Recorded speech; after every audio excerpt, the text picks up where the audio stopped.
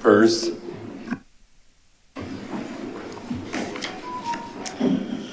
let us pray.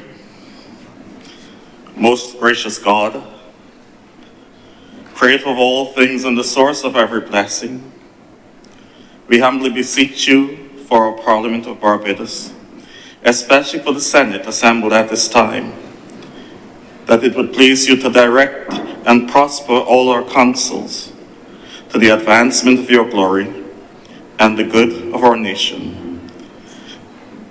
All this we ask in the name of Jesus Christ, our Lord. Amen. Almighty God, you are the lover of justice and truth. Give your grace to our Parliament, to all who direct the affairs of this nation, and guide us by your Holy Spirit, we pray, that by word and deed we may promote the well-being of your people and set forth peace among all. This we ask for Christ's sake. Amen. We now sum our prayers up in the words our Lord himself has taught us. Our Father, who art in heaven, hallowed be thy name. Thy kingdom come. Thy will be done on earth as it is in heaven. Give us this day our daily bread, and forgive us our trespasses, as we forgive them that trespass against us. And lead us not into temptation, but deliver us from evil. For thine is the kingdom, the power, and the glory, forever and ever. Amen. And may the grace of our Lord Jesus Christ, the love of God, and the fellowship of the Holy Spirit be with us all, now and forevermore. Amen.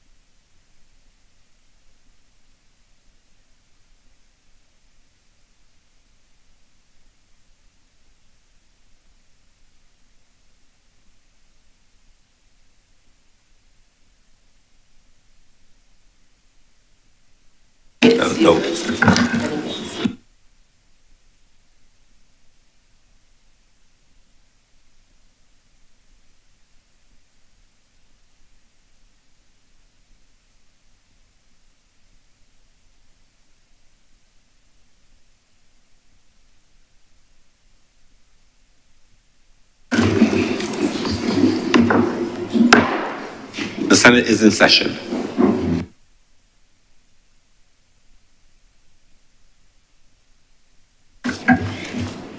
Messages from Her Excellency the President. Announcements by Your Honour. A bit of announcements. We have apologies for absence from Senator Malalou, Senator Tate, Senator Dr. Drakes, Senator Mr. Maynard, Senator Kevin Boyce. We have, in relation to our minutes of Friday, November 22nd, 2024, to be deferred. Senator Cummings. Mr. President, I beg to move that the minutes of our meeting held on Friday, the 22nd of November 2024 be deferred at this time. The question is that the minutes of our meeting held on Friday, November 22nd, 2024 be deferred. Will all honourable senators in favour please say aye? Aye. Those against say no. Methinks the ayes have it. Those minutes are accordingly deferred. Presentation of petitions. Presentation of papers. Mr. President, I am commanded to lay the Government of Barbados mid-year review report for the period April to September 2024. The document I'm laying, Mr. President, is the Government of Barbados mid-year review report for the period April to September 2024.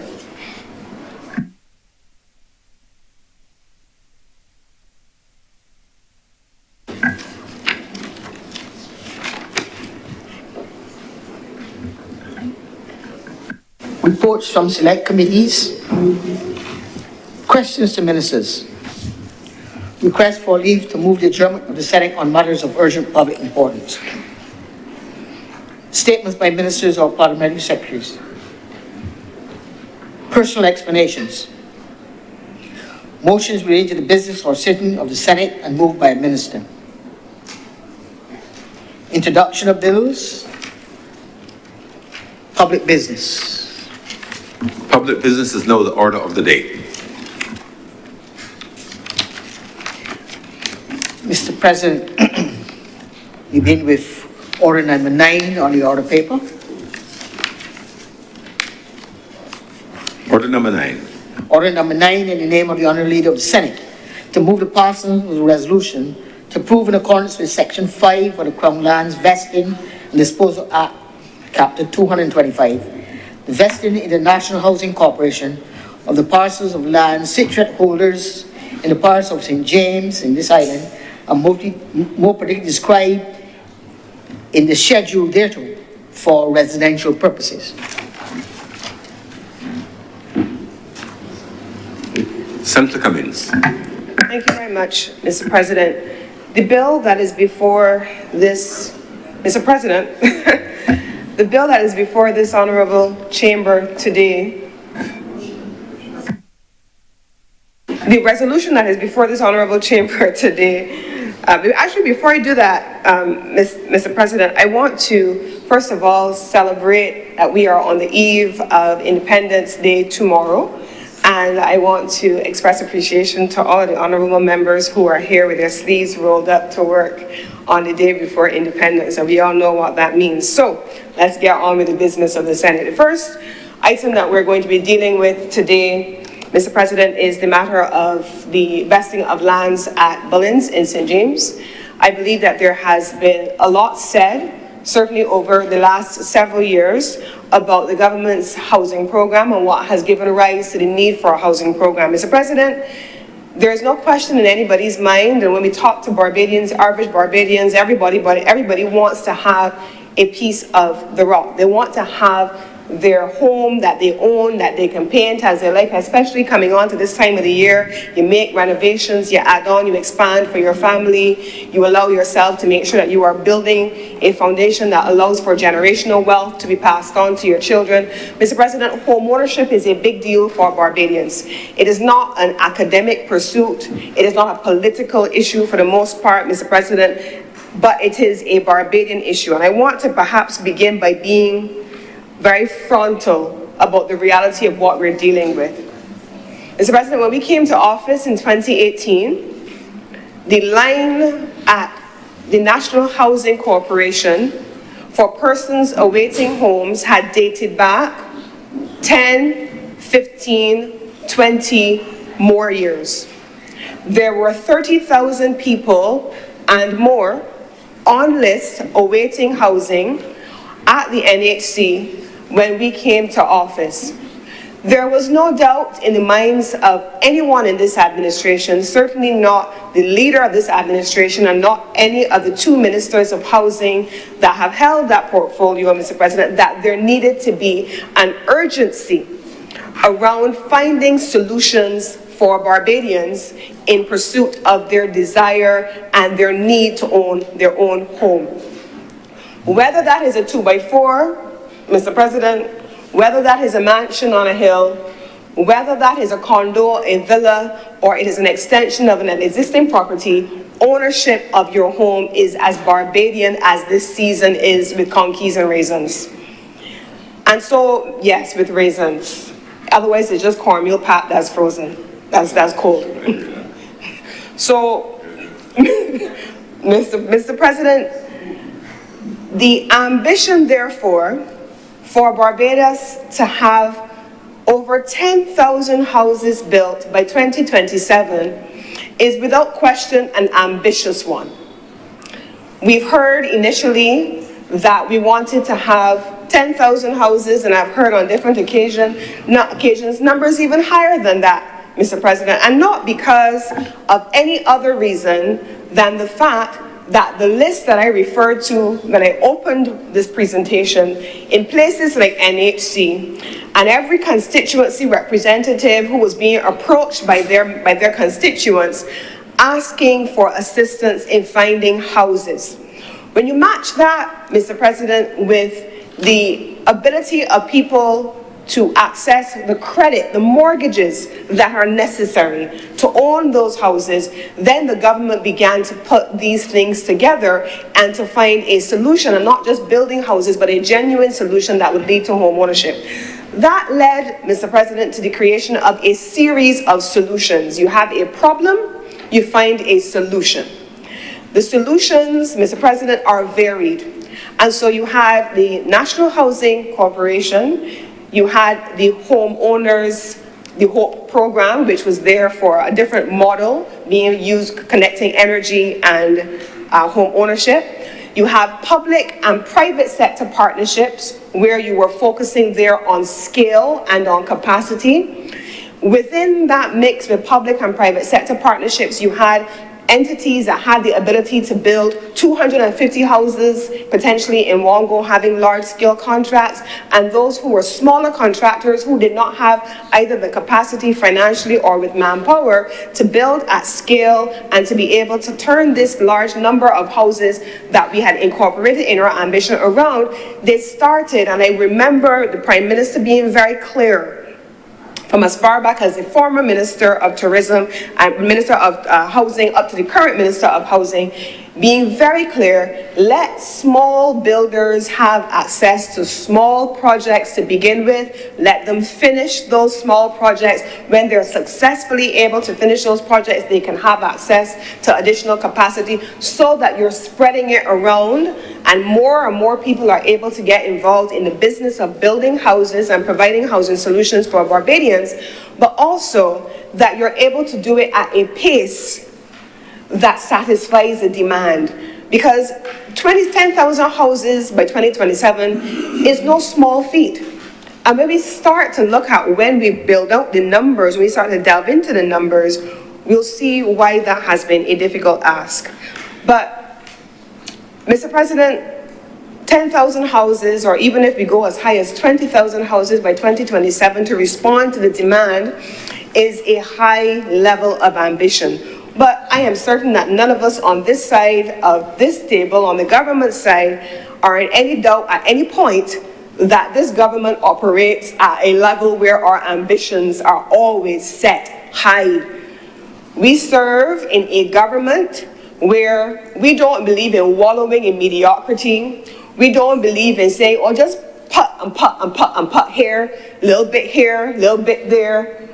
We may set a high level of ambition, and then we will put all of the various mechanisms in place to allow for it to work. And sometimes, Mr. President, life happens. As young people say, life starts lifing. And we find ourselves in a situation where you have seasonal rains that extend well beyond the season, and that affects construction both in the public and in the private sector, so it slows things down. We've seen in many instances, certainly you've heard from the people empowerment side, many people who are unable to have access to land because they're or houses because they're having difficulties in their familial situation, that there is sometimes a difficulty with land ownership. Titles and difficulties with conveyances. The Prime Minister and the Minister of Housing and the Attorney General and the entire legal fraternity held an entire symposium just a few weeks ago at LESC to bring the entire legal fraternity together, because one of the key bugbears to navigate home ownership, whether you are at the government or any of us in here who are going to buy a piece of property, is conveyancing. The process of conveyancing and the conveyance to transfer of property and lands is an extended process, and the Prime Minister was committed to ensuring that we could, as she calls it, deconstruct and reconstruct. What are all of the constituent elements that are required to come together to effect home ownership? Land, making it available. That's what this bill is about. Finding lands in a place where land is not always available. Finding access to financing, working with the commercial banks, with the credit unions, putting together financial solutions that allow people to connect to the grid once the grid is taking connections again, and then being able to have the energy being generated to use as collateral to securitize your mortgage. Finding public and private sector partnerships. Barbados no longer has an entity that we used to call Barbados Mortgage Finance, so we've had to look to make sure that we can pull together the financing mechanisms as well, using public and private sector, and also the Housing Development Fund under the Ministry of Agriculture. Equally, ensuring, Mr. President, that private sector partners are able, for those who are in income brackets that on their own would qualify for housing, that they would then be in a position to come up with housing solutions. So it has been, and I used this word in a different environment earlier this week, it has been an entire ecosystem that has been created around a high level of ambition to build 10,000 houses by 2027. So this latest housing resolution, Mr. President, is to be taken within that broad context. Now, this particular piece of land is being vested in the National Housing Corporation. The land is located at Holders Hill in St. James, and it is being vested for the purpose of providing housing solutions. That's what we are here to do, Mr. President. Now, when I talk about the number of houses that the government intends to build between now and 2027, Mr. President, and I talked about a high level of ambition, and I talked about the demand, and I talked about the number of people who have been waiting for houses for a long time, Mr. President, let me put that even in more granular context. Mr. President, the last government built, and says by its own admission, that they built 1,400 houses in 10 years. 1,400 houses in 10 years. I know, and I know that on this side of this table, we know that there has been a lot of discussion in the public domain by those who sit in the seats that are there for the members of the opposition, and I respectfully want to take the time to address some of these things this morning. Mr. President, when we came to office in 2018, this government at the time had won all 30 seats. One member who had won under the umbrella of the Barbados Labour Party crossed the floor and became the leader of the opposition. He subsequently formed a new party that had no history. It had no credibility problems because it had nothing that went before it. He brought members to sit here in this chamber to represent that party, and they spoke on everything under the sun because they had the ability to do so, because they had no record. They had no reputation to stand on. And in fairness to them, they could say anything under the sun because there was nothing to measure them against.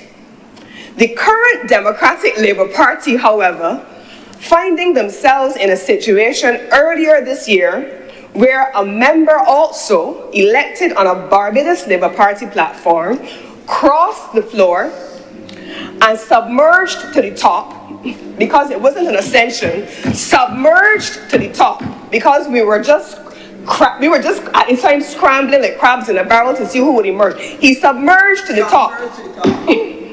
And then, I heard the asides about the bloodletting, but I acknowledge that. But then you had the members of the Democratic Labour Party who were members of the Democratic Labour Party then, who are still members of the Democratic Labour Party now, who have a record, unlike the last group who sat in opposition in this parliament. They had a record. They had a record on health care. They had a record on education. They had a record on financial management of this country. They had a record on debt. And Mr. President, they had a record on housing. Yes, they did. But they would wish Barbadians to pretend that we still have an opposition in this country that does not have a record for all to see. They would wish to stand with theatrics and poetics and fancy sweet talk that would make it seem as though Barbadians lived on planet Pluto in the last 10 years before they came to office. They want to believe, they want to behave as though, and with all respect, Mr. President, to those who are dealing with mental health challenges, they want to have almost a schizophrenic type relationship with Barbadians.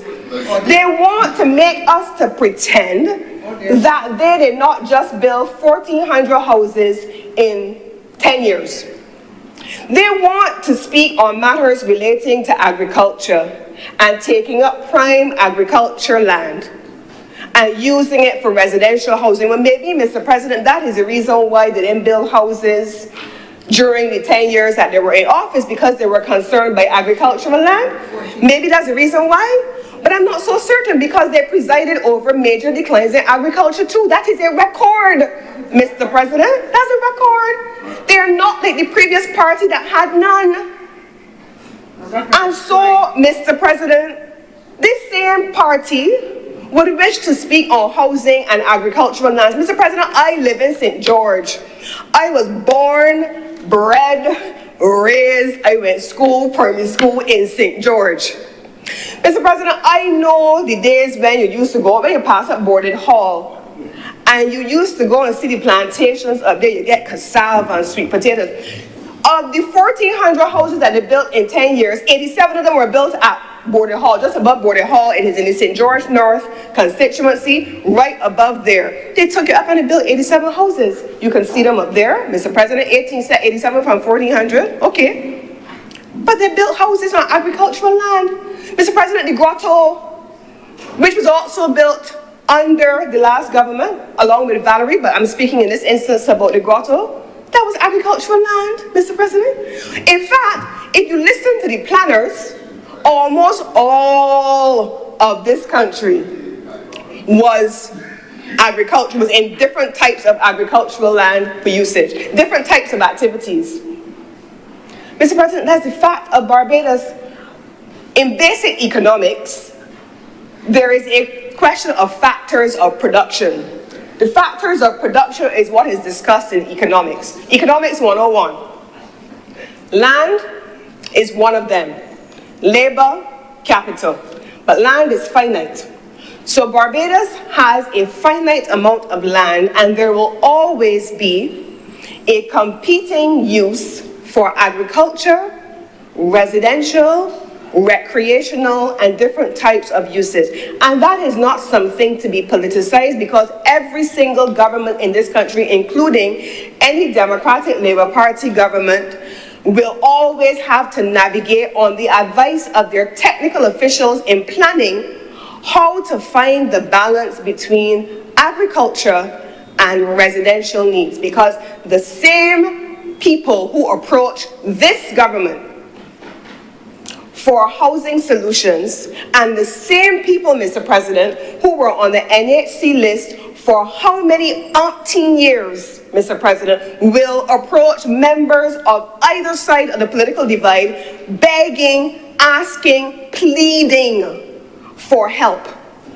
In our most densely populated and urban corridors, Mr. President, they will approach and ask for help in thinning out the density of some of those communities. Mr. President, you have people who are at the top, perhaps, of the income ladder, who are now having conversations with their families. You call them what? Empty nesters. Children have gone off, they're living their own lives, and the houses that they bought and built how many ever years ago suddenly seems to swallow them up, because there's just more room than they need now when it's just two people or just one. And they're having a conversation around downsizing. But the reality, Mr. President, is that there are people in this country who are living in 2-bedroom houses, 1-bedroom houses, and there are 16 people in some of those houses, and the density is intense, and with it the social challenges that result. And so when the government starts to look at housing solutions, the government is not looking only at those persons who now need housing or who don't have housing at all. The government can't only look at those persons, Mr. President, who do not have access to a house of their own and have it as an ambition. The government also has to look at those who need it. Those who live in houses where the population density is too intense, and it leads to other negative consequences. And so housing solutions have been mapped to be able to treat to the needs and the demands of the people of Barbados. There's no one in this room to whom the housing program for the government caters. No one sitting around this table. It's not for any of us. Everyone in here works, has a full-time job, manages companies, is in government, is a business owner in some instances. They are those who the state does not have to provide for. But for those of us who have spent time traveling the world, I remember going to, and my sister went there, my Senate sister went there very recently. I remember the first time I went to South Africa, and I went to the prison where they first held Nelson Mandela. And there was a sign, or it was an inscription on the wall, and it said, a society is known, a nation is known for how it treats the most vulnerable among it. Housing solutions are, in this country, as I understand it, historically, not just now, but always, for those who are to be considered the most vulnerable. The most vulnerable. And so the most vulnerable will constitute those persons that I have been describing. And the housing solutions are for them. Mr. President, I remember when West Terrace as a development was being built. I remember being a young girl and going with my mom to see the houses at West Terrace. She, a secretary in a secondary school, St. George Secondary, for all my life, she was interested in home ownership too. She also wanted to own her own home. And she, like many others, was a public servant. And she wanted to see what the options were for home ownership for her, and to be able to ensure she had a start for her only child, me. Her journey is representative of so many other Barbadian single mothers, single parents, male or female, who want to be able to own a home for them and for their children. And that is what these programs are designed to do, Mr. President. So in this case, the land that we're speaking about was previously used as the Bullins Agricultural Station. This was used back in the day for the production of flowers and ornamentals. And this is, when I say the back in the day, I'm talking about as far back as 1948. The Barbados that we are on the cusp of celebrating another year of independence tomorrow is a long way away from 1948.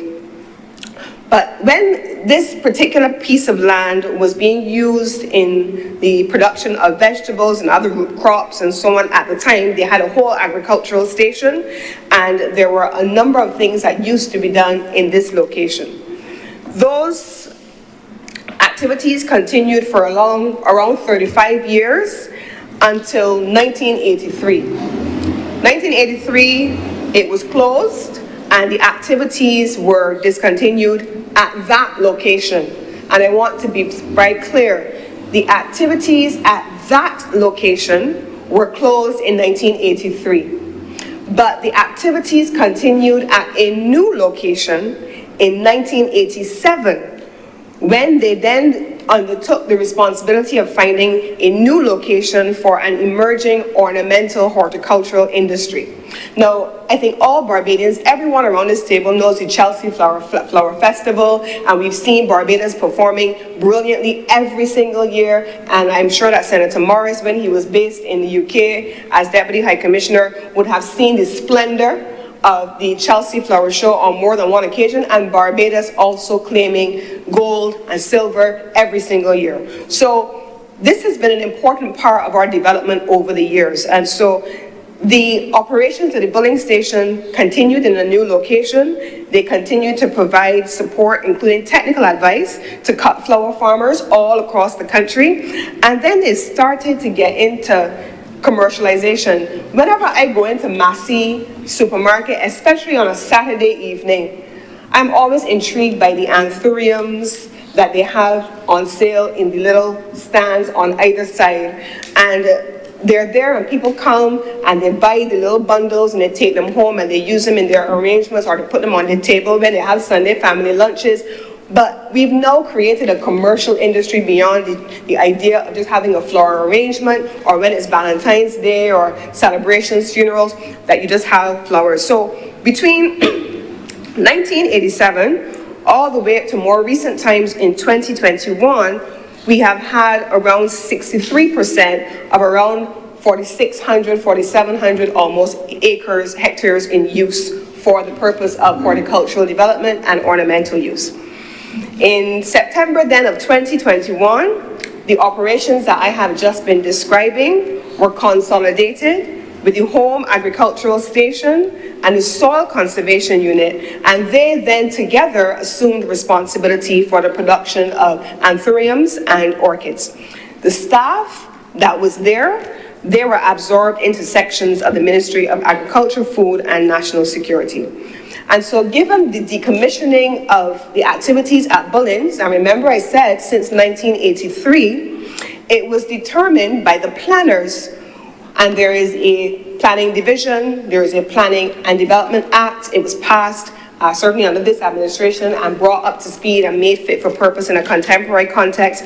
But it was determined by technical officials who had a full view of the entire country, what lands are in use for what, and then they made the recommendation that the lands at Bullins would be reallocated this time to the Ministry of Housing, Land and Maintenance for residential development. On that basis, Mr. President, the resolution that is before us this morning is for the purpose, yes, of housing. And given the history of the land at Bullins, they have come up with a fancy name that I probably can't even pronounce, but they've come up with a name that attempts to pay tribute to the history of these lands. Mr. President, I know where I started this morning about what had a record and what did not have a record, and you have to always be true to your history. And you have to be clear that you have a history. This land has a history. The land has a history that has now led the planners and the technical officials to propose its renaming to Floralis Gardens. Floralis Gardens, giving tribute using a Latin name. Those people who studied Latin, I don't know what it means, but you would recall, and I'm sure, Mr. President, a person of your ilk would be able to pronounce it even in Latin. I cannot. But Floralis Gardens is going to be the name for the new residential development, and the persons who live in that community will also be in a position to then pay tribute to where that land emerged from. What is important as well, Mr. President, is this. When we talk about housing, when we talk about the Planning Act that is now in effect, we're not talking anymore just about housing on its own, residential housing. Anybody who has driven by Coverley in the last several years would remember when Coverley first started. And you would remember that it was just a community with a couple of houses and people lived in it, yes, I'm sure.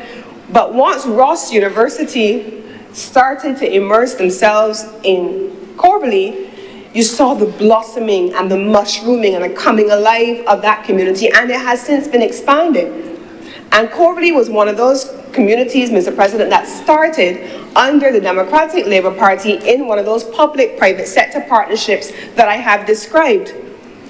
This is no different than the public and private sector partnerships that this government is now pursuing with a range of partners to scale up the capacity. So Coverley started then. Coverley, in this instance, Mr. President, now has within it recreational spaces, commercial spaces, supermarket access for people who live there, medical care, which has been expanded more and more, A gas station is within it, Mr. President. There's a gym, there are restaurant establishments, and people sometimes just go there to sit and eat in the middle of the courtyard. And I am told, I saw just recently, that it is being further expanded, an additional community, and to have social services in it. This Floralis Gardens, Mr. President, is also earmarked to have a similar approach, where the expectation is that there will be recreational spaces for residents, that there will be kiosks available for persons who live in a community who want to have their businesses and their small businesses. And you will also be able to allow for different types of activities to create, Mr. President, community. Community. This morning as I was driving down and I was passing through, I think, Workman's, I was seeing it's Christmas, right? And tomorrow's a bank holiday. And people in their communities are out and about. People are cutting grass. Neighbors are talking to each other. People are picking whatever they have in their trees and sharing it across the wall and with their neighbors. Community is what we are building, Mr. President. So Floralis Gardens is not just about housing, but it is about an ethos of this government that allows for housing to be situated around the services that help people. And as we talk about people, Mr. President, there's another element to the land vesting that we have here, which is important. Mr. President, I usually talk about things, and people always are able to identify with projects when they are able to, connect it to their own experiences. I remember being a young girl, a BCC student. At the time, I was an interactor. No, I was an interactor at St. Michael's. I was a rotaractor at BCC. And we used to go to Sterling Children's Homes on Saturdays. And we would spend time as 18, 19-year-olds with the kids at Sterling Children's Home. And we would be there, Mr. President, and interacting with them, doing fun activities with them, and seeing a life that was very different than what we may have had at home. And that was an important part of framing who I am even today. The ability to work along with others. Mr. President, earmarked also in this space is an important innovation that is going to be coming under the Ministry of People Empowerment and Elder Affairs. It is the ability to build a similar facility to the one that was built at the Nightingale. Has anyone been to the Nightingale home lately? I believe at least one person in here may nod at me and say yes. But on an annual basis, still now as a Rotarian, no longer as a Rotaractor at Sterling, but as a Rotarian, every day, every year after Chris Carroll's by Candlelight, which is coming up, by the way, every year, shameless advertising, shameless plug. But every year after Carols by Candlelight, we would invite, during Carols by Candlelight, we would invite patrons. Usually there are about 10,000 people who come to Carols by Candlelight at Elara Court, and they're invited to bring gifts for children, different ages. Every single year, and when they used to have it with the Road Runner, we would take Barbadian Public along with us on the radio, and now we still do it anyway. We take those gifts to children in places like the Nightingale Home every year. And we've seen the development of the Nightingale Home over the years with the Sandy Lane Trust, and then partnering with the government to be able to provide support for Barbadians who are, again, Mr. President, the most vulnerable among us. In this instance, not just single mothers and single parents or those living in urban but densely populated communities, but in this instance, our children. Children who are in state care. And so in this instance, Mr. President, you can expect to see in this location, on this vesting, an extension of the extraordinary work that has been done by the government and the Sandy Lane Trust at the Nightingale Home. So it's not something that we have just dreamt could happen. We've seen it in living color. It's there. And it is being replicated now in another location, this time for children above age 12. Mr. President, this is a government that is making sure that in its imperfection, because there's no perfection except for God. And we've never claimed to be perfect. And I actually say, Mr. President, and I don't know if you're a married man for a long time. It irritates wives when they say, when husbands in the middle of an argument say, I'm not perfect. Who asked you to be perfect? Whoever asked you to be perfect? Anybody asking you to be perfect? That's not what the requirement is. So we as a government would never set ourselves up as being perfect. You could try. You could try. What we have set ourselves up to be is ambitious. What we have set ourselves up to be is persistent. What we have set ourselves up to be is committed. What we have set ourselves up to be is determined to start the things that we have finished. What we have set ourselves up to be is that government that when we decide you're going on the road and you're about a roadblock, you decide you can't go straight, you may need to turn left and come back around and come to a back road every morning. When we hit traffic, we may decide we can cut through here and cut through there and come back onto the same road to get to the same point. This is what this government does. That's what this government does. And I can guarantee you that if the Democratic Labour Party, who pretends it has no history and speaks as though it speaks with a forked tongue, attempts to speak about this government, they had better acknowledge from the very outset that if 1,400 houses were built in 10 years, and now in... On a point of order, Mr. President, I think that the Honourable Senator is misleading the House when she says that the Democratic Labour Party speaks with a forked tongue. Thank you, Senator Burrow. Please proceed, Senator Kelly. Thank you very much, Mr. President, and I continue. Mr. President, if in 10 years, 1,400 houses were built, and in this government, we can already in 2+ years cite the completion of over 1,300 in 2+ years, almost 3 years now, and we are continuing to build over time. And we have an ambition to expand even further. I believe I heard the Honourable Member, who is the Honourable Minister for Housing, speaking about another new partnership that would allow for faster building. Because, Mr. President, this is the fact too. I want to put this on the point. Once upon a time, we used to build houses with blocks. Once upon a time only. Or we used to build it with siding boards.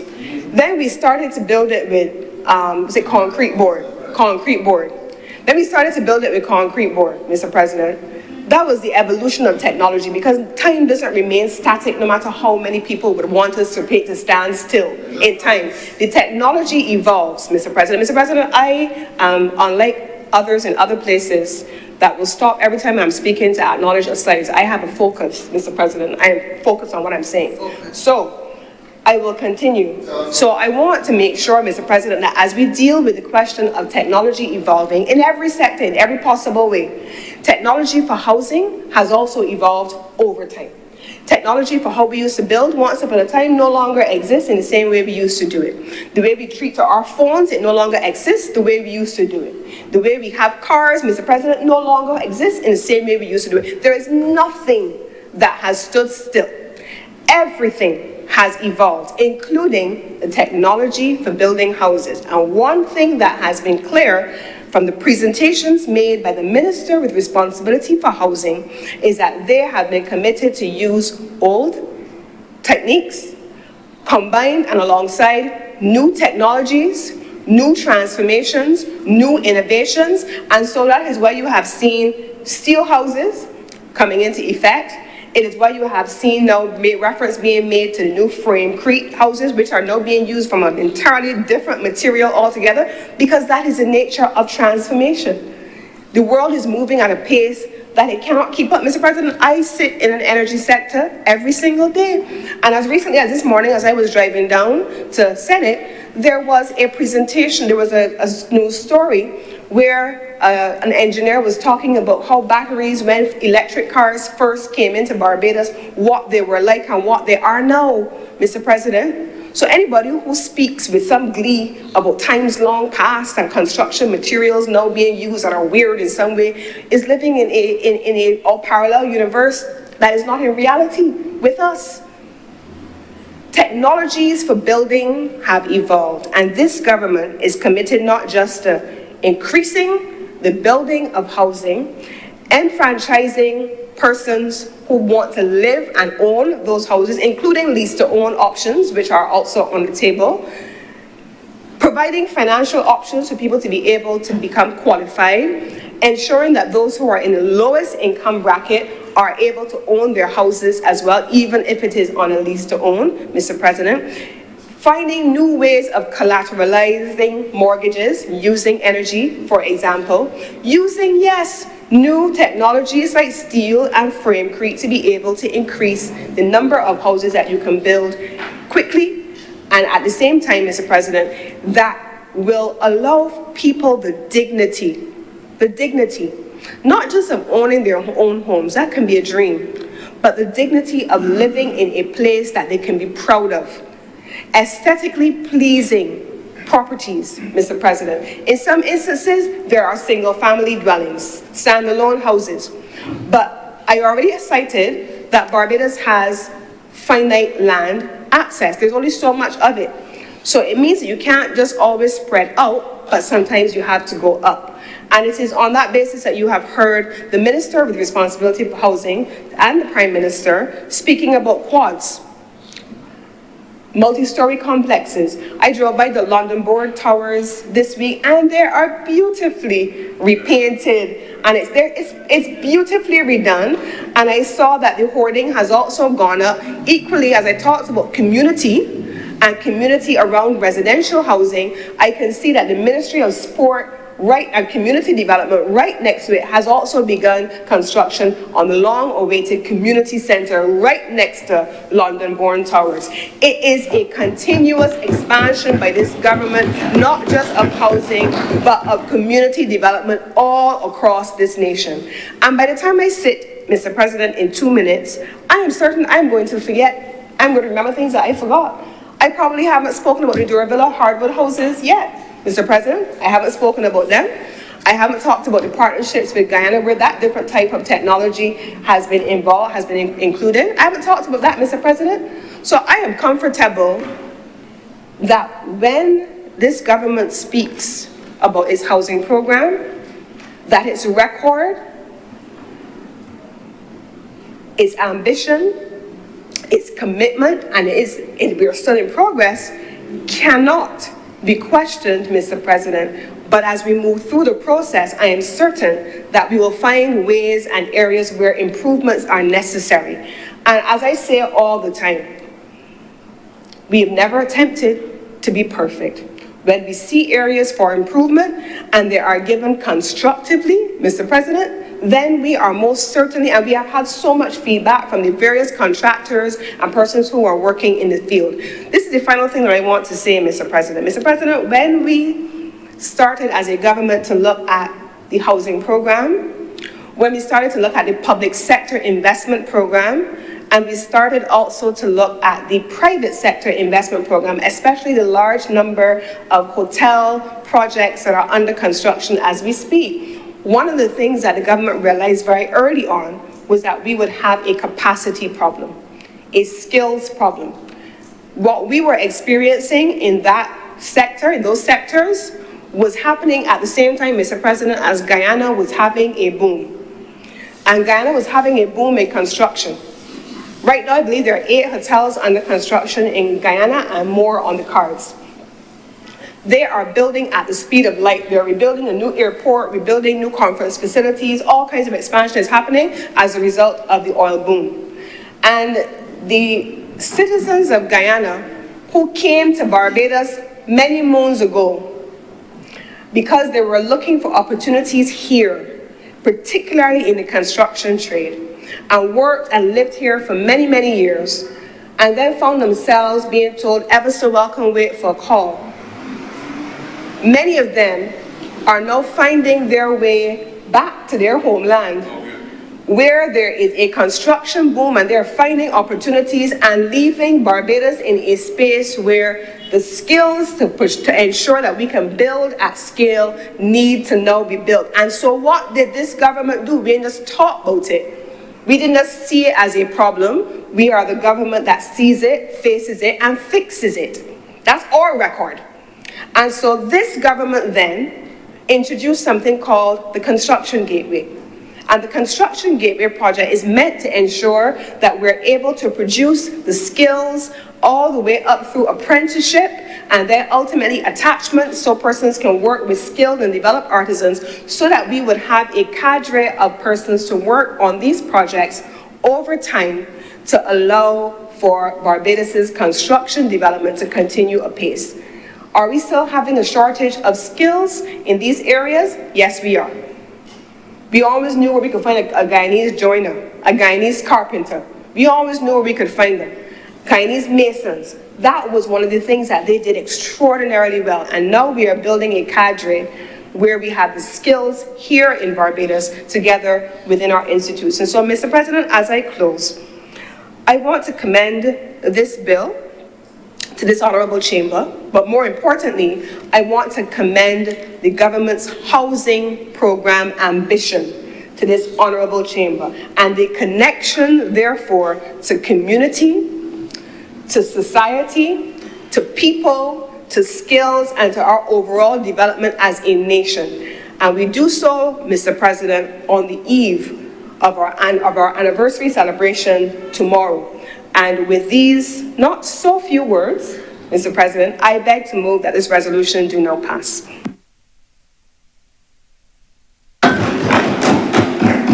Thank you, Senator Cummins. Senator Walters. Good morning, Mr. President, to all senators present. Happy Independence to all, and to all Barbadians as well. Happy Independence Day to everybody. Mr. President, I wish that we would have had to discuss today something that is less contentious in terms of what is on the table today. It's being at the eve of independence, I would have liked to join with these others on the other side to maybe give comforting words to Barbados and give a different message. But as you can see, I am now forced to defend a lot of what was said, especially about the Democratic Labour Party, as we discuss this resolution. A lot was said about housing, and a lot of justifications were given by the leader of government business. I think if we are being genuine about this resolution and the concerns around it, Bajans, I think, are concerned about the level of food security in the country. I think that's a genuine concern. It has been a political issue as well, but it is a genuine concern. And I think if the government has seen it fit to take arable land when the country is having these type of conversations and turn it into housing, they should at least give the assurance to Barbadians that agricultural production is safe in the country. I don't think that's too much to ask. That you're shifting use of land. We are currently in a crisis of high imports of food and vegetable produce, scarcity of that produce, the high cost of that produce. So it is, as in so much as we want to reduce it to a B versus D scenario, these are genuine questions and concerns that the public has. And I think that this government owes the people of Barbados the assurance by explaining and showing how agricultural production is safe in Barbados. Straightforward. Very simple indeed, Mr. President. But as we move from the agricultural worry to housing and the Ministry of Housing and Lands, etc., we are told of the use's ambitious plans to build 10,000 homes in 5 years. In this chamber, we hardly felt the strong politics of what the Dems didn't do or did. But in every conversation now, it is very forthcoming about the record of the DLP compared to the record of the Barbados Labour Party. Don't start things you don't want to finish, we are told, Mr. President. I didn't start it, at least not today. But I think I will finish it as my presentation. You get the last word, but we'll see. But the point is, sir, is that the facts are that this government, over the last 6 years, and they get on as though they were in office for 2 years. They were in office since 2018. Since 6 years, they have built less than 500 new homes in this country. New homes, meaning homes that have not existed and that represent a new opportunity for Bajans to live in. The minister is on record stating that 974 houses were built by the public sector. If we deduct, sir, the 553 rebuilds from the passage of Hurricane Elsa, we are left with 421. 421 houses, new homes, and again, to define new homes, a house that represents a new opportunity for a person that did not have a house before. You are around 421 new homes built by the public sector, which represents at least on average, I use an average is 70 a year. They would want to condense into 2 years and why, because maybe they have not done anything for the first 4 years. But it represents 70 per year. And now has a plan to tell Barbados that they are going to build 2,000 homes a year. Mr. President, it is not ambitious. It is nonsensical.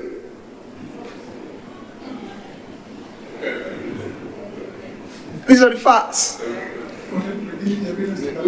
Mr. President, I gave you the evidence just now. Mr. President, sir, the Minister of Housing and the leader of government business spoke about the record of the Democratic Labour Party between 2008 and 2018. And myself being new to the party and the party politics, I will admit, you know that I am a new entrant. The Democratic Labour Party. But the point is, I'm not separating myself. I'm saying I wanted then to find out if there was any information out there that would have been from a neutral party, an unbiased party.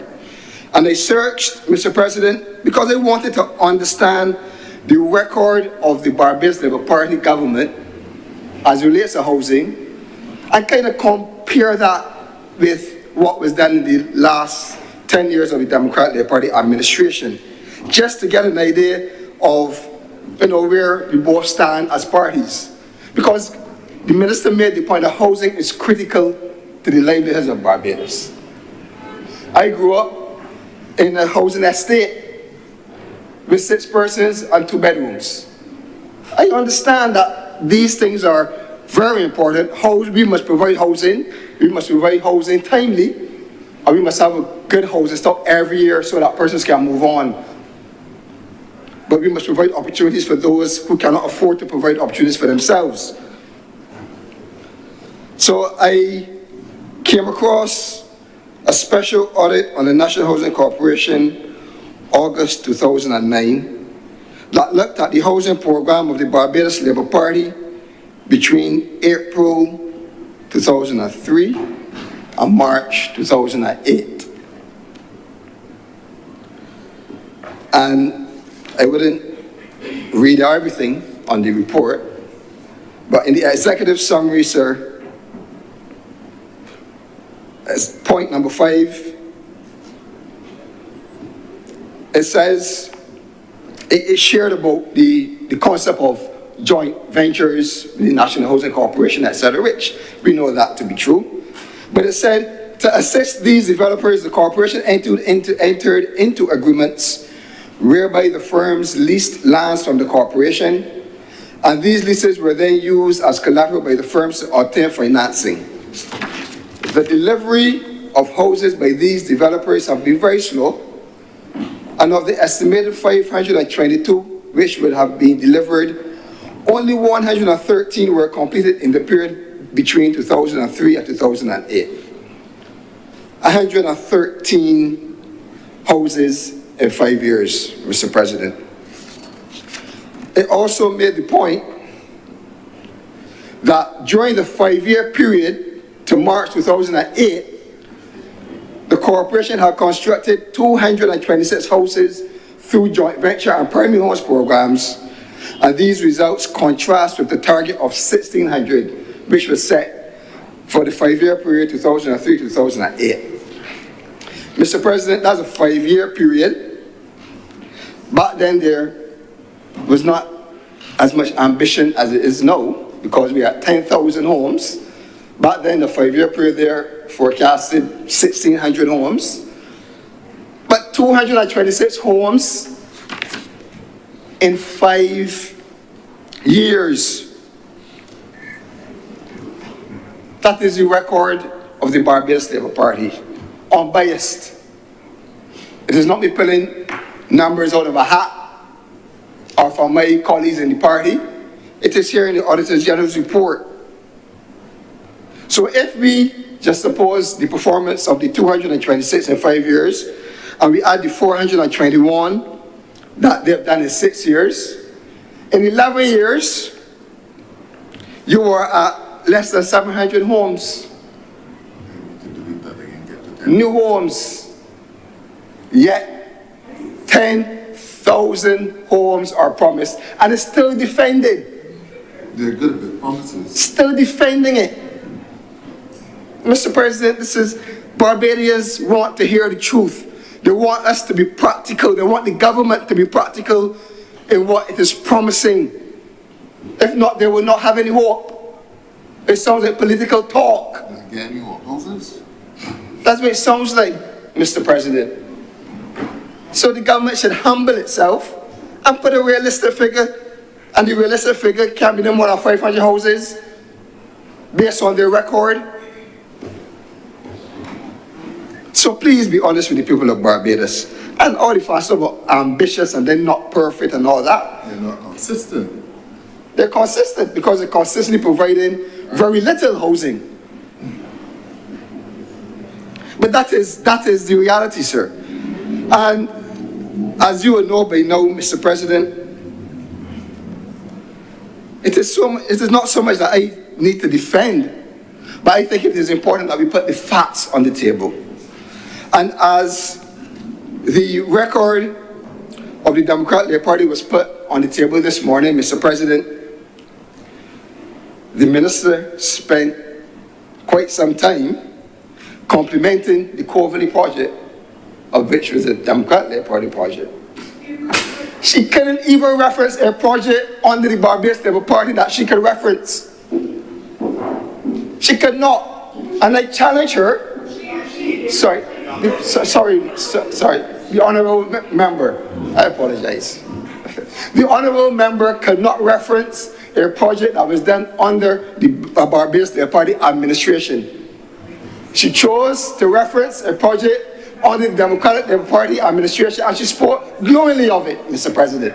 Senator Waters, a member has risen. Senator Cummins, on what do you raise? Mr. President, I rise on a point of order because the Honourable Member is misleading the House. I'm sure that I spoke about the Hope project, for example, the houses that are built there, they're at Lancaster and in a couple of different places as well under construction. I spoke also about the Doravilla project, and I spoke about the steel frame houses which are also under construction. So I am very clear that the Honourable Member is most certainly misleading the House. Thank you, Senator Cummins. Mr. President, Please proceed. Mr. President, I'm not misleading the House. What we heard was she did mention those projects, Sorry, the minister mentioned those projects. Sorry, Minister Cummins. Senator Cummins did reference those projects, but she spoke extensively about the Coverley project as a model of what is to come in the Barbados Labour Party's housing program. But Mr. President, the Democratic Labour Party did more than just Coverley. We did projects in Marchfield, in St. Philip, Work Hall in St. Philip, Greens in St. George, French Village in St. Peter, Fort Hill in St. Peter, Arley Heights, River Crescent, Greens in St. George, you know about the Grotto and Valerie, Country Park Towers, Stewart's Lodge, Sears Court. Mr. President, exhaustive list. How many houses? Low-income homes, sir, in Constant St. George, How many houses? Lancaster 1 and 2 in St. James, Woodburn in St. Philip, Riverview in St. Philip, Lower Burnley in St. Michael, and the list goes on, Mr. President. The senators want to know how many houses, but I remember the Senator Cummins opened and she referenced how many houses.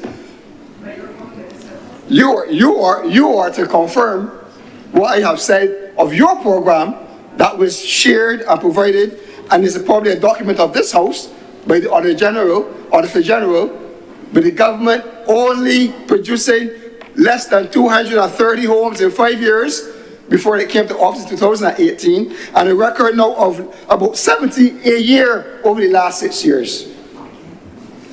Nothing to be proud of, and nothing that should merit any proposal to Barbadians that you can construct 10,000 homes and provide 10,000 new homes for families in this country. The record don't show it. I used one other example, Mr. President, to show that construction in this country under this government has declined significantly because the contribution of construction to the gross domestic product has declined under this administration. And between 2014 and 2018, those 5 years, construction was contributing 5% of GDP. In the non-COVID years since 2019, it contributed 3.7% of GDP. And construction, as you know, sir, you're a finance man, that is new construction, new property, new buildings, new homes. But that is the record of the Barbados Labour Party. All assessed by, not hearsay, but by independent reports produced so that the people of Barbados can have access to honest information. Mr. President, the leader of government business briefly mentioned the HOPE project, Home Ownership Provided Energy, but I thought that she would have spent a lot more time on the HOPE project given the fact that it interacts with her Ministry of Renewable Energy and photovoltaic systems, etc. But the chamber was not meeting with that courtesy today.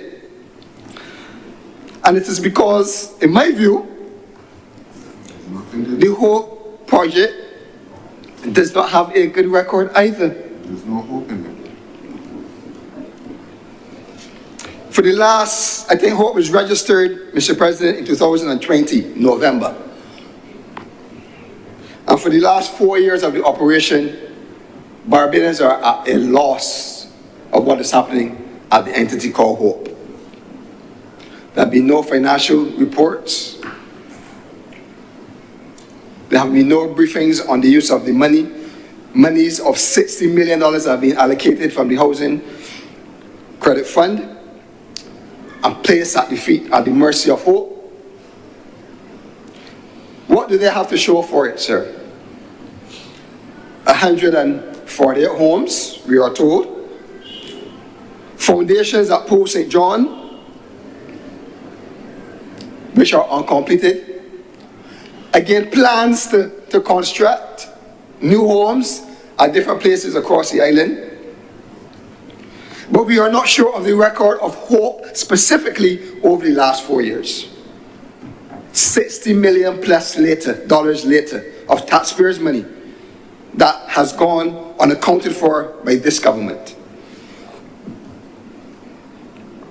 We don't know how much has gone for administrative effort, to pay a chairman, to pay a CEO, to pay consultants, to pay a management team, of which we do not know what the current management structure is based on the numerous resignations of chairmen and CEOs of that entity. So Barbadians are at a loss, Mr. President, on the financial standing of Hope and where the $60 million that have been entrusted in that entity has gone. But it is not, for me, Mr. President, looking in, and I think it is appropriate to bring this perspective into the discussion. What is Hope doing or has done over the last 4 years that the National Housing Corporation cannot do or has not done in the past? If any of the senators on the government side can explain to Barbados what has Hope done or doing that the National Housing Corporation cannot do or have not done in the past. Identify possible locations for new housing.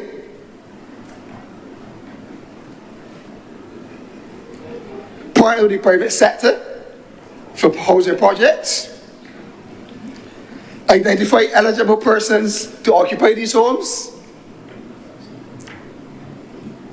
What are they doing different that substantiates a brand new entity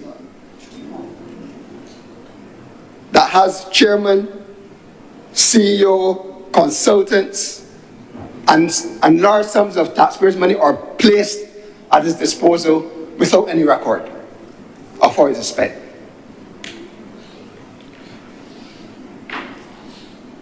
What is also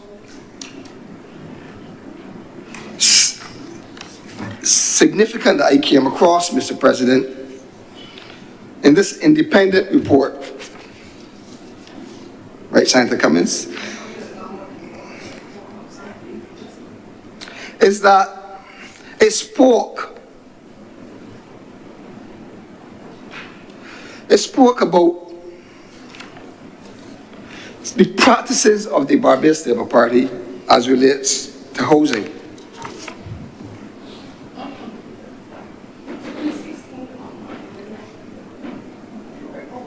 And it said, sir, on 2 occasions, lands for which the infrastructural development was funded by the National Housing Corporation were placed under the control of private developers for allocation to potential buyers. There was no clear benefit for the corporation from this course of action. With applications in excess of 24,000, there was no benefit in allowing private developers to allocate land without any stipulations about whom the land should be sold to. Why are you taking responsibility, Mr. President, from the National Housing Corporation to use taxpayers' money to identify opportunities of areas, to oversee construction of homes, and to oversee private-public partnerships that the National Housing Corporation has accustomed doing in the past? It also said, Mr. President, we have to want to know with this same Hope project, because we hear about confusion at Pool St. John, where work was started and then stopped. And up to now, we don't know why. We just hear from the minister in the other place, Mr. President, that they recognized that something had gone wrong and they decided to pause. But they have now gotten it rectified. But the report Data back that covers the period 2003 to 2008 shows the history and the pattern of behavior when it comes to housing of this government. And it says, Mr. President, along with the financial deficiencies, several other factors were responsible for this slow delivery. These include entering contractual arrangements without first ensuring the permission of the Town and Country Planning Division was obtained to develop areas, and entering arrangements before lands were properly vested in the corporation by the Crown. Mr. President, deja vu. Independent report, Mr. President, not political posturing. Mr. President, the record at Hope needs some scrutiny because Barbados is at a loss after 4 years of operation. They're not producing the homes at the rate that they should have, and they have at its disposal $60 million of taxpayers' money, and administratively, the organization was in havoc.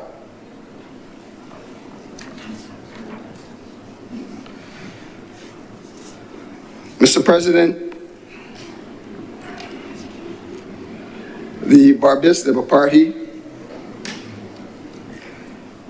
has signaled here again today that the direction that they are going is one of technology, and that if you want to live in the past, too bad for you, but they are moving forward by the use of technology in construction. But I take this time to responsibly remind the government that they have an obligation to the citizens of this country. We are a small society, and there are small artisans, small contractors, and artisans and tradesmen that have to earn a living in this country. So while it sounds good, and while there may be a place to transition into technology, etc., we cannot do it at the expense of leaving our artisans and small contractors behind. And I say that as I introduce the concept that the government took, or the position, sorry, that the government took when we were faced with the passage of Hurricane Elsa. Mr. President, instead, rather than allowing our small contractors to get busy coming out of a very difficult time for the country and for them not earning, to build some homes or to help rebuild Barbados, the decision was taken to import steel frame houses and reduce our contractors to building foundations and constructing sites, assembling, Mr. President. And while they defend it as they always do, they defend and defend and defend that position. Where are we 3 years later, Mr. President, when only 51% of those homes are complete?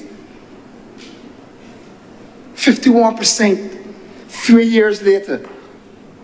After, at his disposal,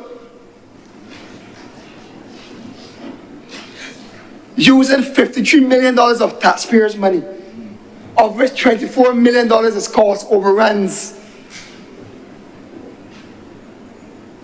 Mr. President, do you believe somebody deserves firing for that? You have your project originally costing the government $29 million and moved to $24 million 3 years later with 51% completion. And disenfranchising small contractors and artisans at the same time. Mr. President, do you know that only 23 out of those 81 homes that are complete, that persons that were affected by HELSA actually got those homes? The purpose of those homes was to, in short order, we were told to put those persons that have been dislocated by the passage of Hurricane Elsa into new residence.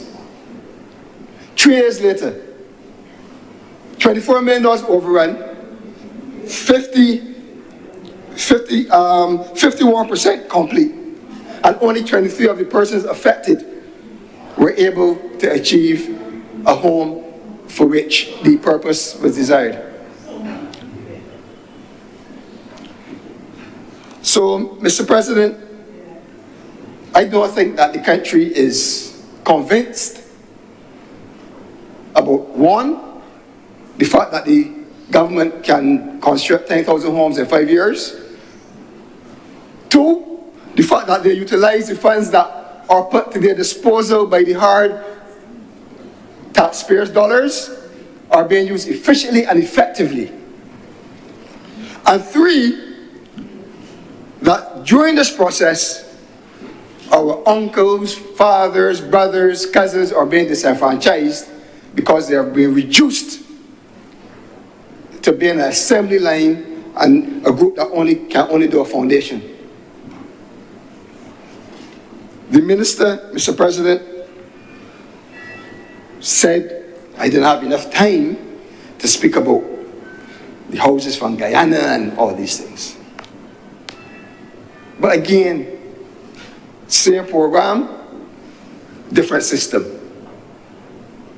1,000 pre-constructed wooden homes from Guyana, announced in June of 2022. We have had no firm details, Mr. President, on the status of that project. What we know is that in sometime of September 2022, the officials at the National Housing Corporation said that they were getting ready to receive the first batch of 350 homes. What we also know is that in January of 2023, we heard that they were getting ready again to receive the same first batch of 350 homes. We don't know how many came. We don't know where they are, how much have been occupied. We don't have a report on this activity. The original cost for this project, we don't know the full extent of the cost, but we know the first $350 million was supposed to cost the government $20 million out of the Housing Credit Fund. Again, no account. It's 2024, November 29th. But we were left to guess. But the government was saying they don't have time to share the details and to talk about it. We want to understand where we are with this project, how much money has been spent so far, how many houses are here, and what is the plan for the remaining 1,000 homes. But we also want to plead with the government, Mr. President, to use the local artisans and small contractors we have in this country.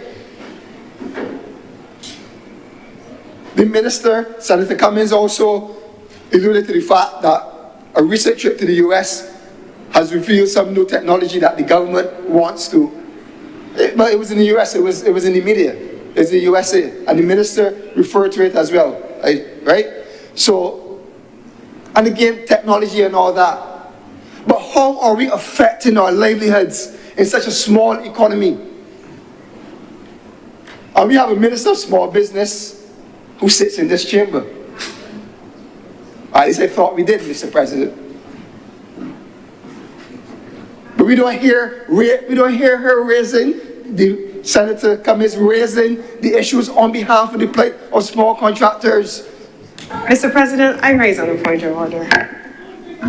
The honourable member is misleading the House. I would say that I am not certain it is his intent to do so, but I would not be sure that I would be correct.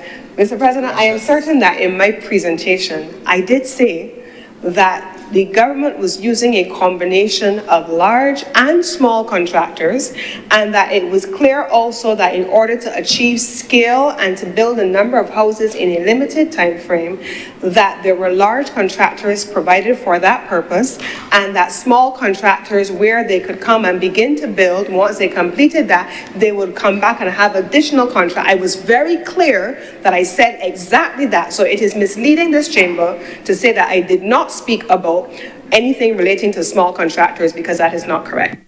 Thank you, Senator Cummins. Senator Waters, please continue. Mr. President,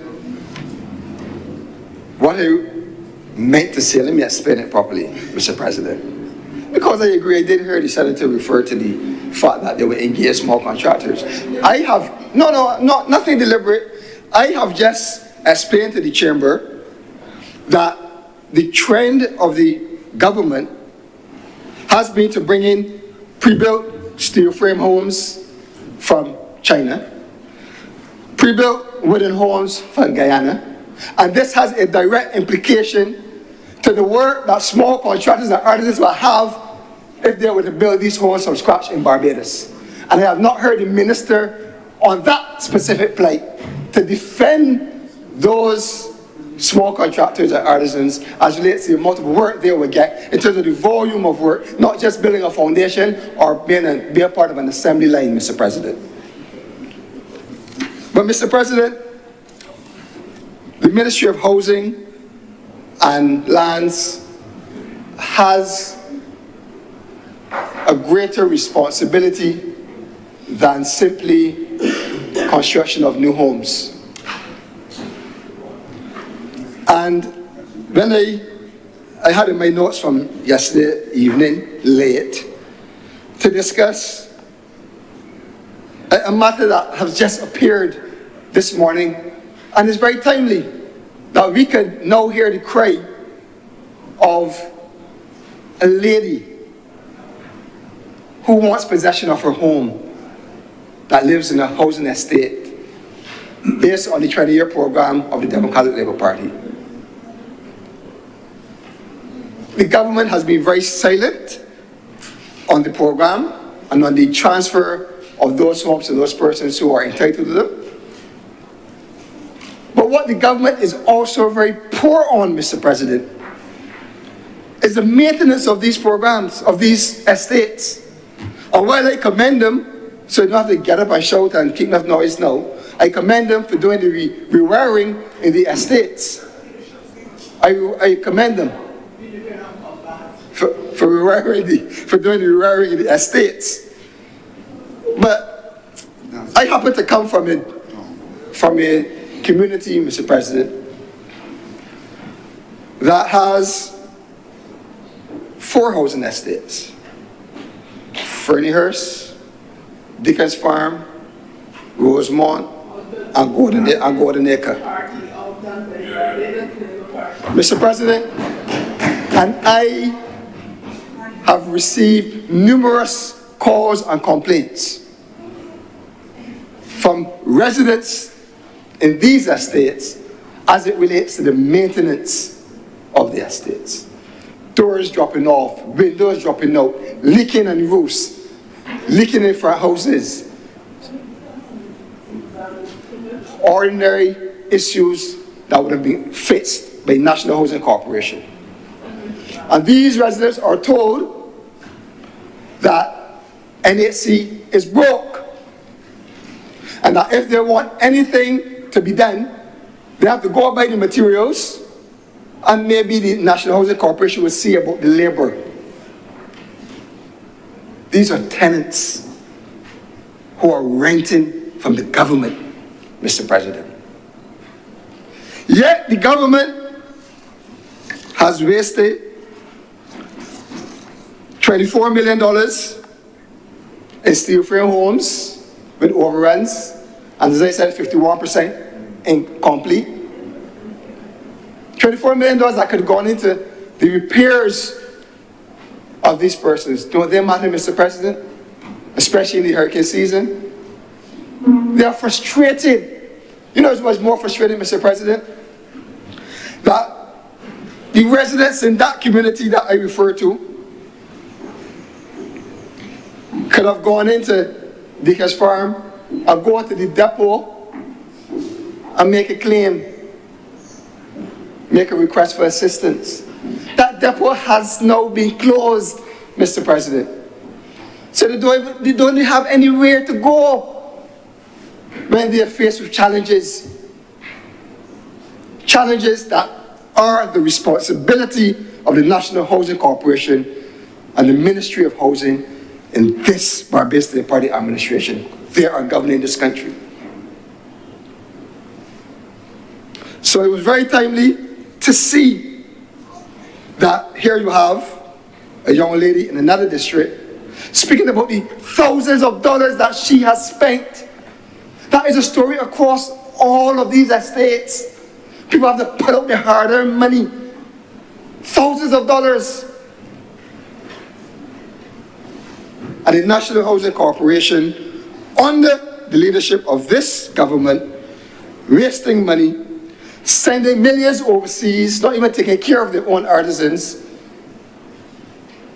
using millions of taxpayers' dollars, not accounting for it, but the same very people that have to pay these taxes are disadvantaged. On a point of order, Mr. President. Point of order. For the honourable member to mislead the House and the public that there's no accountability for resources spent is a gross untruth. And I've been listening to his contribution so far. Many things I don't agree on. I will treat to them later. But I had to raise on that point because to suggest and state that the government is not accounting for its resources and how things are being spent is a blatant untruth. And I would ask for that to be withdrawn.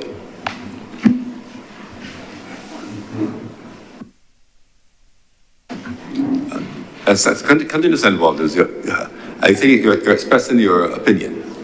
Mr. President, if the honourable member can provide the information on the $60 million that was put at the disposal of Hope, if you can provide a report, if you can direct myself or any member of the public who is listening to where we can find the information, then I will withdraw the statement, Mr. President. We have had... President, I want to rise. I rise on a point of order, Mr. President. What's the point of order? Mr. President, again, I believe that the Honourable Senator continues to mislead the House. And I am aware that he is aware of the various ways that government makes itself accountable. Primarily, first of all, Mr. President, through its estimates process, the government would have, and we would have debated again in this honourable chamber, those estimates. We would know, Mr. President, as well, that there is an Auditor General's report, and again, he has quoted very much so from that report. We would know that at the end of this year, Mr. President, the government will once again go through its process of audits, go through its estimates, Mr. President, where again it will identify, again, the income and expenditure. We will know, Mr. President, as well, that as part of that process, that ministers are invited into the well of Parliament and are asked to be able to justify their expenditure and their output. So the government has a number of mechanisms, Mr. President, in order to be accountable, Mr. President, to the people of Barbados for its expenditure, Mr. President. And the continual indication by the Honourable Senator that the government is somehow not being accountable, again, is extremely unfortunate. Thank you, Minister. Senator Wallace, please continue. Thank you, Mr. President. Mr. President, Hope is a private company. The estimates provide and guide to how the government wishes to allocate its resources that the taxpayers put at its disposal, Mr. President. Since 2022, November, when Hope was formed, we have no idea from Hope how that money has been spent. Unless the members on the government side can stand and identify how the money has been spent, they are raising a futility, sir.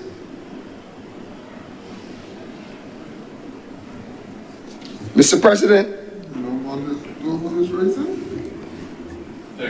I have made it quite clear that the government owes to Barbados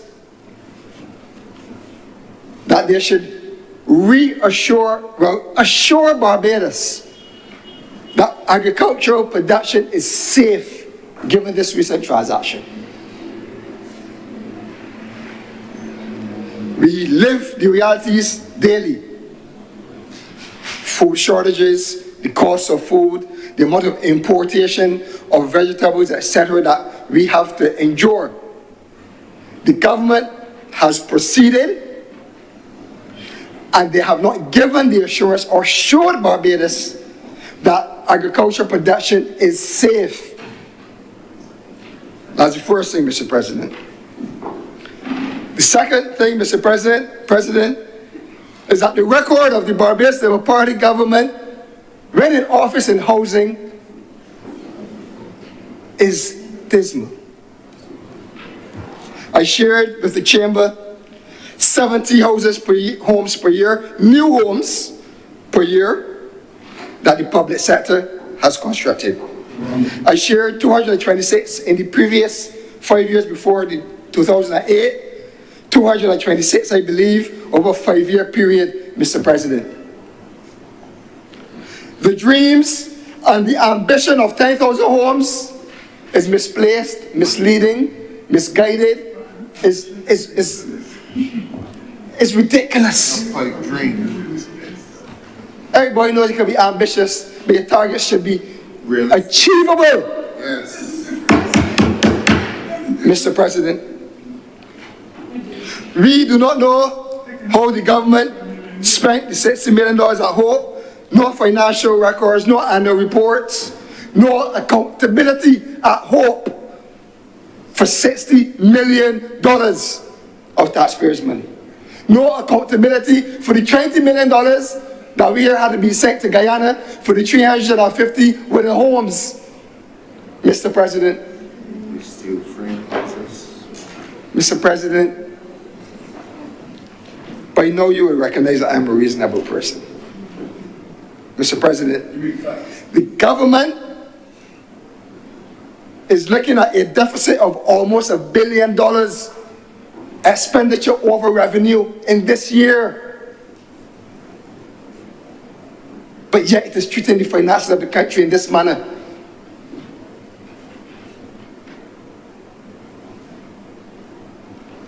Mr. President, this is not good. Mr. President, I also identified the disenfranchisement of our small business class who are now on the assembly line. Assembly homes are imported. Reduce the foundations only or primarily, Mr. President. And I spoke about the bigger, wider mandate of taking care of what you have already. Housing estates and other responsibility of the Ministry of Housing. And there's no better example than, excuse me, Mr. President, than in the media today, where someone has been brave enough to speak about her plight of not one, home ownership, and two, the fact that the National Housing Corporation has failed under this government to support her in making sure that her home is in a state of living. And this, she represents thousands of voices, Mr. President. So, Mr. President, as I said when I started, I would have loved to join with the senators on the government side today in this debate or in this sitting of the Senate, but I felt compelled to share with Barbadians the truth and to offer some balance on the discussion, Mr. President, as relates to housing and the record of housing in this country. And with those words, I'm obliged, Mr. President. Thank you, Senator Walters. Senator Blackman. Thank you, Mr. President. Allow me to say at the onset, I wasn't planning to intervene on this resolution. because of course our leader has set out in very clear terms the parameters, the scope, purpose, and the way forward on the resolution and its benefit to the country. But having listened to my senatorial colleague from the opposition bench, I feel it necessary in perhaps what may be one of the shortest presentations that I made to outline to the country why what was just shared to the country is not fit for purpose for public life. And I start there because the country, and in particular this administration that I'm proud to be a part of, continues to be lectured, Mr. President, by a party still unable to settle itself, still unable to find itself, still a party with unsettled leadership, because I understand there was a meeting last night of its leadership trying to figure out and quell a potential outburst. But in days to come, we will see how that manifests. Okay, take it light.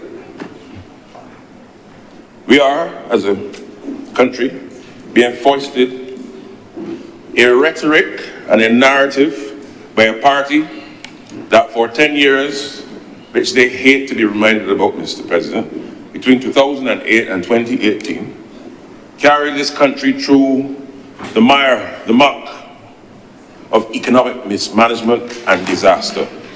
And to be lectured by a party which now is in the House again, having not once apologized to the public of Barbados for the economic mismanagement that it meted out to this nation, and now wants to come and lecture and quote figures about 1,400 houses in 10 years.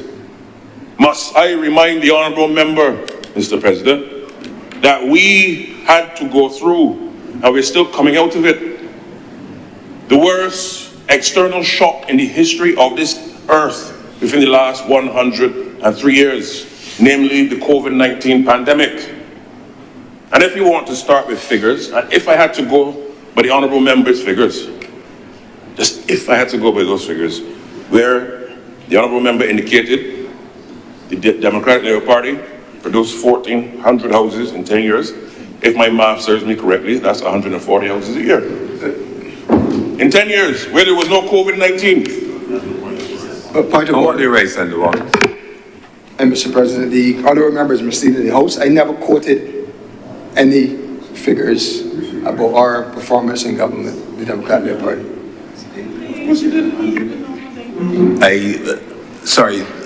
So the figure of 1,400 houses in the, right, and you're saying that you mentioned figures in your speech, you're saying that you're attributing them to someone else?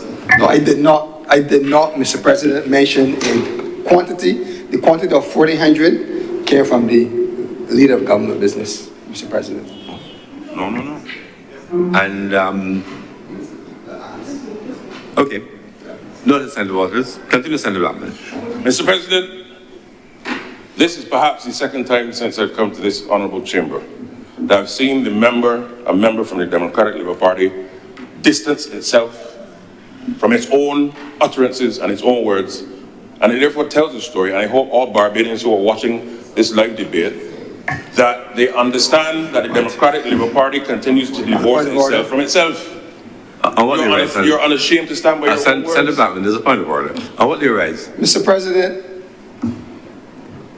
I want to make it clear that Senator Cummins introduced in her speech and her remarks that the Democratic Labour Party built 1,400 houses in 10 years, and then she went on to compare that to the record of the Barbados Labour Party government. In my response, Mr. President, I clearly identified what the Barbados Labour Party did in the 5 years before 2008 and the 6 years since 2018. And then I identified specific projects which the Democratic Labour Party completed, Mr. President. Are you raising to dispute the 1,400 houses? No, I'm raising to dispute what the claim that he's saying that the President, that the Senator is saying that I am separating myself from the statements, because they never made the statement, so there's nothing to separate myself from. But you're not disputing the figures. So Senator Blackman, please don't attribute the figures to Senator Walters. Just press on with the figures as presented and not disputed by Senator Cummings. I agree, and as I'm reminded by my honourable leader that, you know, those things might get honourable members expelled from their parties, particularly at national conferences. However, Mr. President, I move on. So if I'm to go by those figures, wherever they came from, perhaps from on high, okay? You have a situation where under this administration, having come to government in 2018, facing 2 weeks possible of disaster if this economy was not arrested in terms of fixed, having to then go to an IMF program to stabilize after the economic mismanagement, and then after we were starting to see some signs of growth, COVID-19 came and licked up and shut down the world. And the monies that had to do a number of projects across the country had to then be deployed so as to stabilize this nation in the advent of COVID-19. And yet, if we look at the figures mentioned and being quoted, about 70 per year. And I will get that figure confirmed and update the public. But even if that number is true that the honourable member went by, during a pandemic, during an IMF program, and you were able to, within 5 years, 4 years, at an average, make 70 houses per year. And in 10 years, you were able to only do 140 per year. It tells me, therefore, that on the laws of averages, the Democratic Labour Party was not doing the job. It was not doing the job. And instead of building houses, Mr. President, a number of their members were building their pocket. I get impersonal, I talk in facts. I will bring the facts, Mr. President. The fact is, a member of the Democratic Labour Party, a former government minister, who is also a current member of their national executive, spent time in a penal institution in the United States of America. That is a fact. Heard of who? Not me. Let us talk. Mr. President, as I keep saying in this chamber, those who come to equity must come with clean hands. And this administration, of which I'm proud to be a part of, will not be lectured by a party who knows no resemblance of what it means for good economic governance. You have a situation where houses started in Caneville were left unfinished by the Democratic Labour Party administration. There were some houses that they built, they just pulled together some contractors, no proper scope.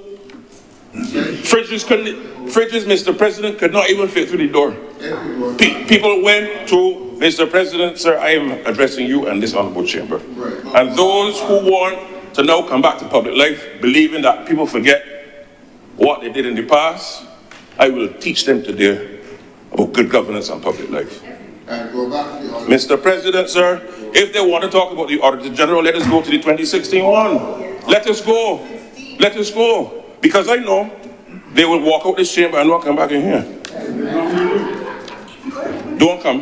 And Mr. President, I don't mean you. Thank you. Let us go. They want to talk about forensics. Let us go into forensics. You had a situation where there were a total of 679 repairs have been completed to date. This is not Chad Blackman's words, Mr. President, sir. This is who? Auditor General, 2016. NHC. They left office in 2018. So this report is applicable to the Democratic Labour Party. A total of, and I read from the report, Mr. President, a total of 679 repairs have been completed to date, whilst a total of 535 houses have been built to date. No problem. And when you go further in the report, you have to ask yourselves, and I encourage all Barbadians to go back to the 2016 report, because they want to start and come and want to lecture people. Mr. President, it is as if Lucifer coming and tell you need to go to church. It can't work. Can't work. Mr. President, if I see Lucifer coming and giving me spiritual counsel again, run hard.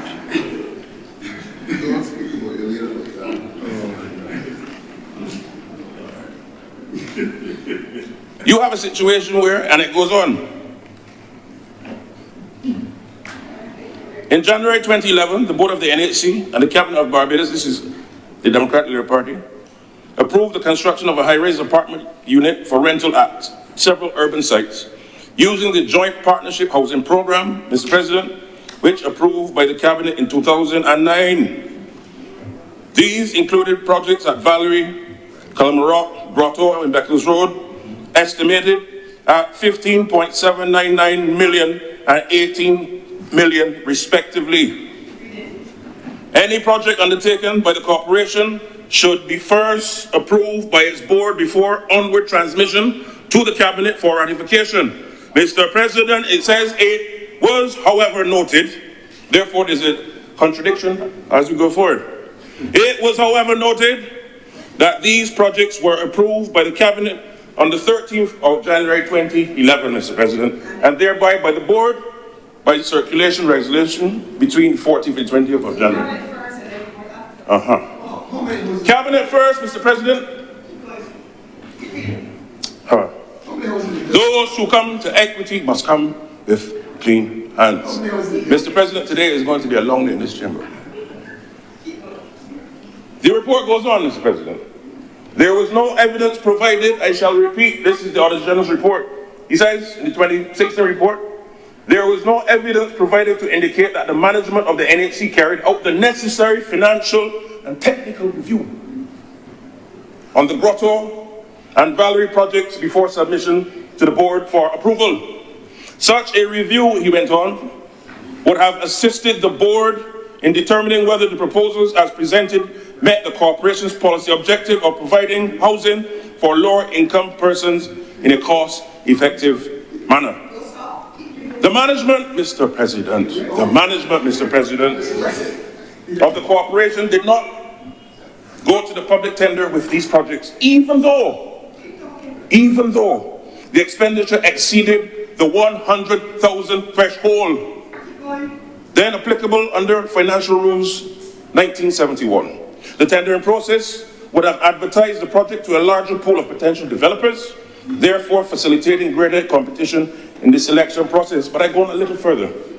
According to the evidence provided, the NHC board approved the Grotto project for the construction of 67 apartment units in 3 blocks at $18 million. The circular resolution by which the project was approved by the board contained a proviso that the selected developer be requested to submit a proposal for the construction of the apartment units in 3 blocks by March 2011. It says no proposal was seen from the developer. I repeat, no proposal was seen from the developer for the construction of 76 apartment units in 3 blocks. You start this debate today, my friend, we can finish it. A proposal was submitted by the developer on the 10th of October 2012 for the construction of 80 units in 5 blocks and 84 car parking spaces at a cost of $27.85 million, which was Mr. President, which was $9.85 million more than the 18 million approved. I shall repeat, Mr.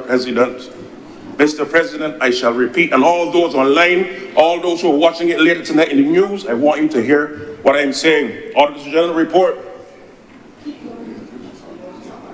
which was $9.85 million more. And I hope the camera can see this. Please just focus on the chair. No problem, Mr. I'm not Sony or Nikon, I'm not on camera. Just focus on the chair, please. As I said, which was $9.85 million more than the $18 million approved by the cabinet and the board of the NHC. There is no evidence, Mr. President, that this request was assessed by the corporation. Now, how then in 2024 is the good day of our Lord? On the eve of our 58th anniversary of independence, on the eve of our 3rd year of being a republic nation, can a Democratic Labour Party, of which, and I must remind the public, Senator Worrell was a member of that administration when this report was applicable. At which point did Senator Worrell then and now and thereafter in between come to the public to refute this, to apologize for it, but he's now part of an administration that wants to lecture and to give the public bedtime stories about honesty and good governance. Where, how, when? Cannot be. So I encourage the honourable members from that side to offer the public not only an explanation, but as you do in Lent, Mr. President, I would encourage, just as you do in Lent, you There's a point of order. Lent. There's a point of order. Point of Reverend Canon, just Dr. to get some Rogers. clarity from the honourable member, because I'm following the argument, and just for the clarity of the chamber, the 18-point-something million was for 3 blocks, but when you quoted the 27 million, it said 5 blocks. Yes. So it's not the same thing. I just wanted to make that. Yes. Notice, Senator Rogers, was there any difference in the number of apartments? Mr. President, I will seek clarification and to give to you and to the honourable member and those in public so that there's no misleading at all. No. Because why? No, because I will ensure that there's clarity. Now, Mr. President, I go on a little further. On the 4th of December 2012, the Permanent Secretary requested for the management of the corporation a cost breakdown for the 18 million approved by the board and cabinet and the 27.85 million submitted by the developer in order to justify the request for the increase from the amount approved by the cabinet.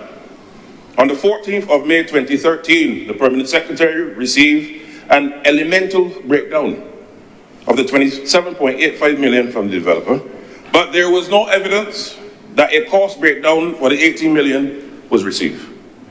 Evidence seen indicates that the contract had been signed and the project commenced on the 1st of April 2013, before the Permanent Secretary received the requested information. Therefore, the Permanent Secretary's efforts to reconcile the cost increase before seeking Cabinet's approval was frustrated. I repeat, for the public's benefit. Therefore, the Permanent Secretary's efforts to reconcile the cost increase before seeking Cabinet's approval was frustrated. For the public, frustrated by the Democratic Labour Party administration and their operatives. The increase was subsequently approved by the Cabinet on the 30th of May. You have to ask yourself, why did they approve it? I'm not in their contemplation because I was not part of that Cabinet, Mr. President, sir. The point is clear. As I said, those who come to equity must come with clean hands. And one of the things that I want to support our administration on, and to thank them for, is that we now have a situation where there's confidence that has returned to the economy. It is not only government building houses, Mr. President. The private sector now has expressed confidence and they're looking to build houses across the country. And there is this fake argument that the Democratic Labour Party likes to advance and foist upon this nation. And you can't please them, Mr. President, sir. When you're building houses, you're not focused on agriculture. When you focus on agriculture, you're not providing housing. There is a balance that has to be struck. People can't eat housing, and you can't live without food. You have to provide both as your government. And this government has made it clear when the good people of this country saw it fit to remove the Democratic Labour Party in 2018 and to return us again in 2022, to forge ahead to provide housing solutions, as well as food security, and treating to it in a way that will ensure Barbados continues to be a prosperous, a holistic destination for our people. And on this whole thing about realistic and that the numbers are too large for housing, I remember, Mr. President, sir, I was a youngster, primary school, going from secondary school. And I remember in my first year at foundation school, you had a situation where the then Prime Minister and the then Barbados Labour Party having to once again rescue Barbados from the Democratic Labour Party mismanagement when they laid off thousands in 1891. Thousands, Mr. President. And the then Prime Minister, Owen Arthur, said that he will create 20,000 jobs in Barbados. Mr. President, he was scoffed at, he was laughed at, ridiculed. And within 3 years, 4 years, this economy saw the 20,000 jobs. And in 1999, the good people of Barbados returned the Labour Party administration. 29 seats, 28-2. Mr. President, you were part of that team. So the point I'm making is this. The Labour Party in its history is known for coming with tangible projections that are not only ambitious or realistic, but create a new weight class. And that is the whole point. You don't come to public life to tinker. Yes, you meet challenges and you have to readjust. But the history of this country, particularly post-independence, will always show when this country has advanced in leaps and bounds, it was under the Labour Party. We come for a big and bold agenda, and that is where the confidence of the public continues to reside on this side. You don't come to the public with any warm palmy or recycled oatmeal, Mr. President, sir. Britons are accustomed now to a higher quality of life. Are there global challenges affecting things on the local front? Yes. But that is why there's governance with our representatives abroad on the front line, our government engaging at the highest level so as to ensure that there is effective space to build out our people. And I just simply want to say this. The Honourable Senator indicated that the government is not up and down bragging about the transfer of title. One of the things that remains to the core of the philosophy of the Barbados Labour Party is humility. When you look at the tenets of Brantley Adams, the founding father of our party and the father of our democracy in this country, one of the things that you're taught as a young Labour Party person is when you do good for people, you don't have to call the media every time to do no. The transfer of title, Mr. President, is not one where people in their situation don't have to go and advertise each time. This is a quiet transfer. There are times, yes, when you let the public know certain things like that. But it is not for us in this country to exploit people because of a photo op. That was the legacy of the Democratic Labour Party, and look where it ended them, out of governance. So in wrapping up, Mr. President, I can only encourage, because I understand that they have their issues to deal with on that side in George Street. A new leader may emerge, perhaps one of the senators here, and, you know, I get it. So they now want to try to deflect and bring other attention to other things. But I want to encourage Barbadians to stay the course. As, believe you me, 2025 will be a year of significant growth and development, not just in housing, but in other parts of the economy and our country. I thank you, Mr. President. Thank you, Senator Blackman. Senator Cummings. Mr. President, I beg to move the suspension of this sitting of the House for lunch until 2:30 p.m. The question is that this sitting be suspended until 2:30 p.m. today. Will those honourable senators in favour please say aye? Aye. Those against please say no. Methinks the ayes have it. This sitting is suspended until 2:30 p.m. today.